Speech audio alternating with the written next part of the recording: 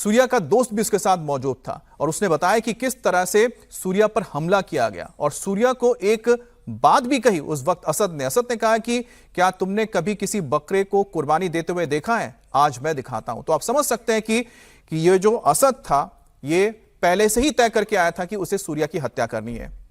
अब असद के बकरी ईद के दिन सूर्या को चाकू घोंपने की जो तस्वीर है आपने देखी ही है कि किस तरह से उस पर हमला किया था। उसने सूर्या से कहा था कि क्या तुमने बकरा हलाल होते हुए देखा है, और उसके बाद किस तरह से अपने साथियों के साथ मिलकर उसने ताबड़तोड़ चाकू से हमला करके सूर्या को पहले घायल कर दिया, लेकिन इतना खून बह गया कि उसको बचाया नहीं जा सका, उसकी मौत हो गई। तो ये ठंडे दिमाग से प्लानिंग करके हत्या थी। सूर्या ने जब भागने की कोशिश की और वो नीचे गिर गया था, तब भी उसके ऊपर चाकू से वार किया गया।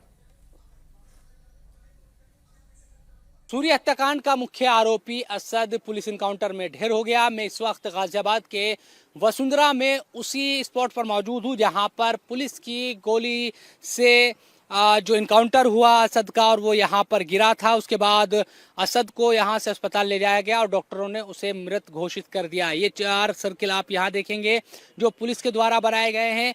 एक सर्किल हमें वहाँ पर नज़र आ रहा है उस पेड़ के नीचे, और 2 सर्किल यहाँ हमें पीछे की तरफ दिखाई दे रहे हैं जो पुलिस के द्वारा बनाए गए हैं। और कई जो राउंड फायरिंग है वो भी हुई। इसके साथ साथ ये भी पुलिस की तरफ से बताया गया कि असद अपने साथी के साथ भागने की कोशिश कर रहा था और उसकी जानकारी पुलिस को मिली थी। पुलिस ने जब असद को रोकने की कोशिश की तो असद की तरफ से फायरिंग की गई। पुलिस ने ये जानकारी दी और जवाबी फायरिंग में असद को गोली लगी और वो यहाँ पर गिर पड़ा।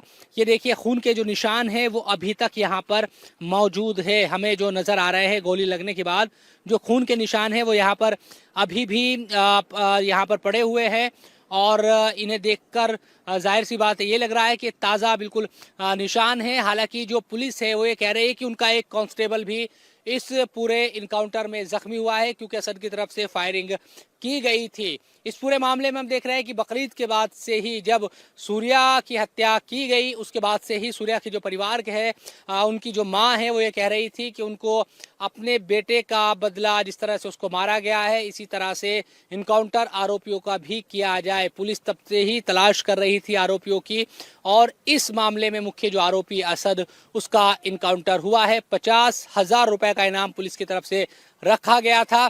और ये जो इलाका है आप देखेंगे कि सामने एक रोड है, एलिवेटेड रोड, और बराबर में राजनगर जो एक्सटेंशन की तरफ गाजियाबाद का जो रोड जाता है वो भी पास में है। और ये बिल्कुल करीब में एक छोटा सा जंगल का इलाका है जहां पर ये पूरा जो इनकाउंटर है वो हुआ है।